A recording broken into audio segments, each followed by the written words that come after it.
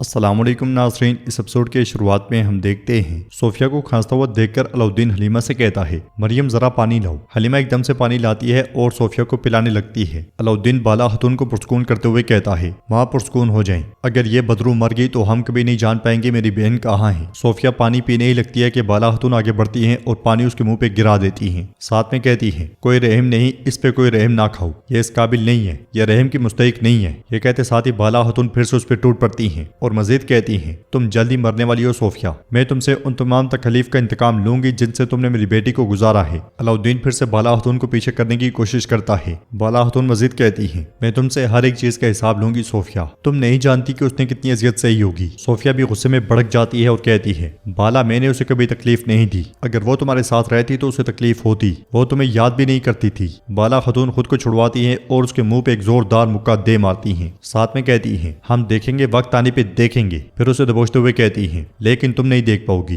میں اپنی بیٹی کو واپس لاؤں گی لیکن تم نہیں دیکھ پاؤ گی کیونکہ تم مرنے والی ہو۔ علاؤالدین ایک بار پھر بالا خاتون کو پیچھے کر لیتا ہے اور صوفیہ بالا خاتون سے کہتی ہے تم مجھے نہیں مار سکتی بالا، میں بہت مضبوط ہو گئی ہوں، میرے بہت سے اتحادی ہیں جو یہاں مجھے ہرگز نہیں چھوڑیں گے۔ جواباً بالا خاتون کہتی ہے کسی پہ بھروسہ مت کرو صوفیہ، نہ لوگان اور نہ ہی شہنشاہ، اگر تم نہیں بولو گی تو تمہیں مجھ سے کوئی نہیں بچا سکتا، کوئی بھی نہیں۔ علاؤالدین بالا خاتون کو لے کر آگے بڑھ جاتا ہے۔ حلیمہ کو دیکھتے ہوئے صوفیہ کہتی ہے بالا وہ تمہاری ناک کے نیچے ہے لیکن تم اسے کبھی نہیں ڈھونڈ پاؤ گی۔ آگے بڑھتے ہوئے فاطمہ بالا خاتون سے کہتی ہے ماں یہ کبھی نہیں بولے گی۔ بالا خاتون اسے کہتی ہے آج نہیں تو کل بولے گی، یہ یا تو بولے گی یا مر جائے گی۔ گونچا کہتی ہے ماں صوفیہ ذہین ہے، وہ جانتی ہے کہ حلیمہ کی جگہ جانے بغیر ہم اسے نہیں ماریں گے۔ بالا خاتون کہتی ہے یہ بولے گی، سب سے پہلے ہم اس کی امیدوں کو ختم کر دیں گے، وہ دیکھے گی کہ وہ یہاں سے زندہ کبھی نہیں نکل سکتی۔ علاؤالدین اسے پنجرے والے خیمے میں ڈال دو، محافظوں سے کہو کہ اس پہ سخت نظر رکھیں۔ علاؤالدین کہتا ہے ماں ٹھیک ہے لیکن صوفیہ کو غائب دیکھ کر وہ اسے ڈھونڈنے آئیں گے،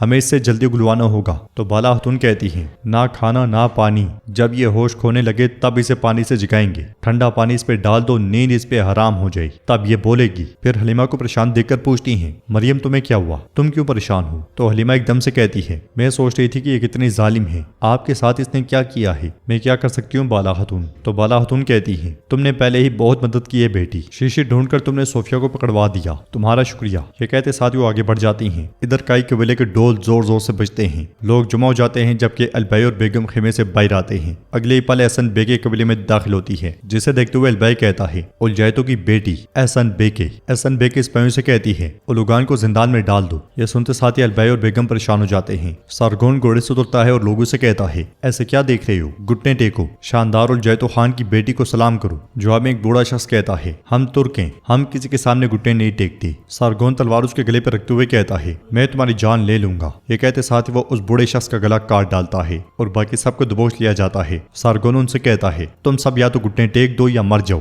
تمام ترک ایک دن اس گڑھے میں دفن ہو جائیں گے۔ یہ کہتے ساتھ ہی وہ ایک شخص کی ٹوپی اتارتا ہے اور اسے کچلنے لگ جاتا ہے۔ بے شرم البائی آگے بڑھتا ہے اور کہتا ہے میں کائی کا سردار البائی ہوں، ہمیں نہیں معلوم تھا کہ آپ آئیں گی۔ تو احسن بیکے کہتی ہے کیا مجھے آپ کو اطلاع دے کر آنا چاہیے تھا البائی صاحب، میں جہاں چاہوں جب چاہوں داخل ہو جاتی ہوں۔ یہ کہتے ساتھ ہی وہ گھوڑے سے اتر جاتی ہے۔ بیگم اس سے پوچھتی ہے آپ نے لوگان کو گرفتار کیوں کیا؟ تو احسن بیکے کہتی ہے تم سردار کی خاتون بن گئی ہو لیکن تم یہ نہیں سیکھ سکی کہ ہر لفظ ہر جگہ نہیں بولنا چاہیے۔ یہ کہتے ساتھ ہی وہ خیمے کی جانب چلی جاتی ہے۔ البائی اور بیگم بھی اس کے پیچھے پیچھے جاتے ہیں۔ ایک طرف چھپ کر بران اور جیر کتے یہ منظر دیکھ رہے ہوتے ہیں اور بران کہتا ہے یہ سب کے سب کتے ایک جیسے ہیں، یہ معصوموں کے خلاف اپنی طاقت کا مظاہرہ تلواروں سے کرتے ہیں اور پھر امن کے لیے دعا گو ہیں۔ جیر کتا کہتا ہے احسن بیکے کی امن کی خواہش نے اسے باز رکھا ورنہ یہ اور اس کا بیٹا ویشی ہیں۔ بران کہتا ہے جب ہمیں حملے کی اجازت ملے گی تو میں وہ تلوار جو بے گناہوں کے خون میں لتڑی ہوئی ہے اس کے گلے میں لٹکا دوں گا۔ جرکتہ کہتا ہے انہوں نے اولوگان کو بھی زندان میں ڈال دیا ہے۔ جواب میں بران کہتا ہے یعنی کہ یہ عورت اپنی زبان کی پکی ہے، اب یہ تخت پہ بیٹھے گی۔ جرکتہ کہتا ہے مجھے ڈر لگ رہا ہے، اولوگان سایہ ہے تو یہ خاتون سورج ہے، جو بھی اس کے قریب آتا ہے یہ اسے جلا کے بسم کر دیتی ہے، اب سب کچھ مزید مشکل ہو جائے گا۔ یہ کہتے اور سنتے ساتھ ہی وہ دونوں پلٹ جاتے ہیں۔ ادھر عثمان صاحب خفیہ قبیلے جا پہنچتے ہیں اور گھوڑے سے اترنے کے بعد اپنے گھر والوں سے ملتے ہیں۔ بالا خاتون عثمان صاحب سے کہتی ہیں ہم نے شیطان صوفیہ کو پکڑ لیا ہے، وہ پنجرے میں بند ہے لیکن میں اسے بات نہیں گلوا سکی۔ جواب میں عثمان صاحب کہتے ہیں ہم اسے پوچھ گچھ کریں گے۔ پھر بالا خاتون سردار اور سپاہیوں کو دیکھتے ہوئے کہتی ہیں اللہ کا شکر ہے کہ آپ ترکمان سپاہیوں کو بحفاظت سرحد کے پار لے آئے ہیں۔ ایاز صاحب خوش آمدید، آپ نے ہمارے مشکل دنوں میں ہمیں مضبوط کیا ہے۔ تو سردار ایاز کہتا ہے بالا خاتون ہم اسلام میں شہید ہونے کو تیار ہیں۔ بالا خاتون پوچھتی ہیں دوسرے صدران کہاں ہیں؟ تو عثمان صاحب کہتے ہیں وہ بزدل نکلے اور بھاگ گئے، اور ہاں खान कहता है हम उस कमीने उलुगान को आज मारने ही वाले थे। उस्मान साहब उसकी बात आगे बढ़ाते हुए कहते हैं लेकिन एहसन बेके नामी खातून उसका बेटा सारगोन अपनी फौज के साथ आई और हमें रोक दिया। होलोफेरा पूछती है एहसन बेके ये खातून कौन है? तो गोंचा कहती है एहसन बेके मंगोल खान उलजैतो खान की बेटी है। होलोफेरा फिर उस्मान साहब से कहती है बाबा अब कबीला लेना मुश्किल हो जाएगा। इधर एहसन बेके सरदारी खेमे में दाखिल होती है। वो नफरत से तख्त पे रखे हुए कपड़े तलवार से पलट देती है, फिर अपनी तलवार एक कपड़े से साफ करती है और खादमा से कहती है जलजाया ये बदसूरत चीजें हटा दो, इनकी जगह तबरेज वाली चीजें रख दो। एहसन बेके के लिए तबरेज वाला कपड़ा बिछाया जाता है, झंडा भी लगा दिया जाता है। फिर मोहतरमा बैठ जाती है और कहती है सरहदी इलाकों में अब से मेरी खबर के बगैर एक पत्थर भी हरकत नहीं करेगा। जो लोग मेरा हुक्म नहीं मानते उनकी जगह मेरी नजर में कुत्तों से भी कम है। उलुगान की किस्मत तुम्हारे लिए इबरत हो। अब मैं पहले उलुगान की शुरू करदा जंग खत्म करूंगी, मैं उस्मान से सुलह करूंगी। अलबाई कहता है एहसन बेके मैं काई कबीले के सरदार की हैसियत से हमेशा आपके हुक्म के मातहत हूँ, लेकिन माफ कीजिएगा आप उस्मान को मारने की ताकत रखती हैं। अगर आप मुझसे पूछें तो उस्मान से सुलह ना करके उसका सर उतार दें। यह सुनते साथ ही एहसन बेके गुस्से से खड़ी हो जाती है और अलबाई की जानिब बढ़ते हुए कहती है मैं पूछती नहीं। फिर तलवार उसके गले पर रखते हुए कहती है मैं सिर्फ हुक्म देती हूँ और जो मेरे हुक्म को नहीं मानते उनके सर काट डालती हूँ। ये देखकर बेगम कहती है हम यकीनन आपके हुक्म पे सवाल नहीं कर रहे, हम सिर्फ उस्मान को जानते हैं। यह सुनते साथ ही सारगोन तलवार उसके गले पे तान लेता है और कहता है खातून अगर कुछ देर मुंह बंद ना रखा तो तुम्हारे अल्फाज तुम्हें मौत की तरफ लेकर जाएंगे। एहसन बेके के इशारे पर वो तलवार पीछे कर लेता है और बेगम कहती है यह सब हो जाने के बाद उस्मान अमन कबूल नहीं करेगा, उसकी शराइत होंगी। तो एहसन बेके कहती है मेरी ताकत के मातहत शराइत की कोई गुंजाइश नहीं, यकीनी तौर पर उस्मान को सुलह करनी पड़ेगी, मैं उसके लिए कोई दूसरा रास्ता नहीं छोड़ूंगी। उधर उस्मान साहब सोफिया के पास पिंजरे में जाते हैं और उससे कहते हैं रास्ते के इख्तिताम पे आ गई हो सोफिया। जवाब में सोफिया कहती है